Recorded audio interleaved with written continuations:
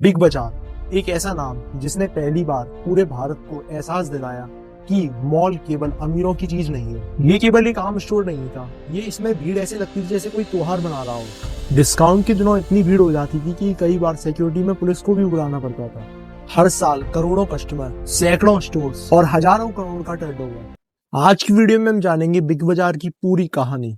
दोस्तों, जिस इंसान ने पूरे इंडिया को मॉल में शॉपिंग करना सिखाया, उसकी कहानी शुरू होती है एक छोटे से कपड़ों के बिजनेस से।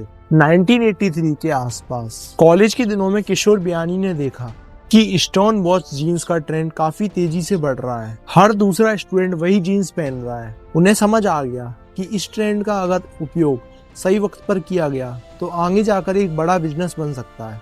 उन्होंने मुंबई के जुपिटर मॉल से 200 मीटर कपड़ा खरीदा और लोकल स्टोर और रेडीमेड यूनिट को बेचना शुरू किया। पहली डील छोटी थी, पर लेकिन प्रॉफिट इतना अच्छा कि उन्हें भरोसा हो गया कि ये रास्ता सही है। कुछ ही महीनों में ये छोटा सा एक्सपेरिमेंट एक बड़ा सा बिजनेस में बन गया।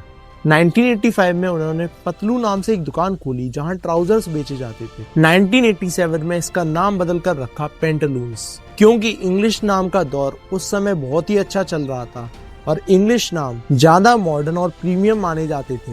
धीरे धीरे पेंटलून्स सिर्फ पैंट नहीं बल्कि शर्ट, टाई, मोजे सब बेचने लगा। 1999 तक पेंटलून्स के 13 मेगा स्टोर्स खुल चुके थे और 60 से ज्यादा फ्रेंचाइजी स्टोर्स हो चुके थे। 1991 की इकोनॉमिक लाइब्रेशन के बाद इंडिया में मॉल कल्चर बढ़ने लगा। इसी दौरान किशोर बियानी ने साउथ इंडिया के शर्बाना स्टोर्स को देखा, जहां एक ही जगह A to Z चीज मिलती थी। यहीं से आया बिग बाजार का आइडिया। लेकिन दिक्कत ये थी, मिडिल क्लास लोग बड़े स्टोर्स और मॉल से डरते थे। बियानी जी ने समझा भारत शब्द भरोसा देता है, इसलिए नाम रखा गया बिग बाजार। स्टोर का डिजाइन जानबूझकर ऐसा रखा गया कि वो मॉल नहीं, लोकल शॉप या स्टोर जैसा लगे। सिंपल लोग, कोई टाई सूट नहीं। उनका मानना था कि कभी सेल्समैन कस्टमर से ज्यादा सुंदर नहीं दिखना चाहिए।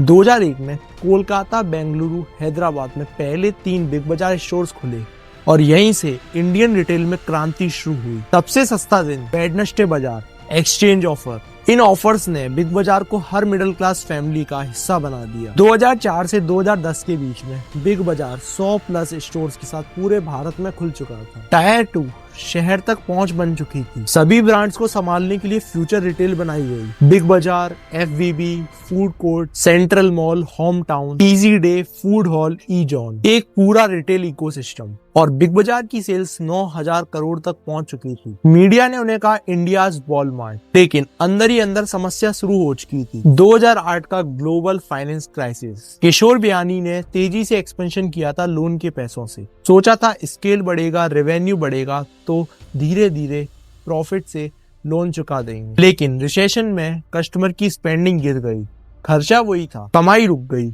2012 तक कर्जा 1000 करोड़ से भी ऊपर चला गया। पेंटलून्स और फ्यूचर कैपिटल बेचने पड़े। फिर भी एक्सपेंशन नहीं रुका। जहां बिग बाजार कर्जे और ऑफर से चल रहा था, वहीं डी मार्ट धीमी और लेकिन सस्टेनेबल ग्रोथ पर चल रहा था। डी मार्ट के स्टोर्स अपनी प्रॉपर्टी पर थे, वहीं बिग बाजार के महंगे मॉल्स में। बिग बाजार का रेंट 7 से 8% सेल्स में से था, वहीं डी मार्ट का 0.2%। इन्वेंट्री टर्नओवर डी मार्ट का था 16x, वहीं बिग बाजार का 4x। यहीं से गेम पलट गया। इजी डे, प्राइवेट लेवल, नए नए तरीके, कोई काम नहीं आ रहे थे। कोई भी आइडिया प्रॉफिट ही नहीं दे रहा था। फिर आया डिजिटल रिवॉल्यूशन, अमेजॉन, फ्लिपकार्ट, जियो। लेकिन बिग बाजार ऑफलाइन पर ही अटका रहा। फिर आया कोविड। लॉकडाउन में 85% ऑफलाइन बिजनेस जीरो हो गए। 3 महीने से 7,000 करोड़ का नुकसान। रेंट, EMI, सैलरी सब चल रहा था। डिफॉल्ट शुरू हो गए। 2020 में 24,713 करोड़ की रिलायंस डील हुई।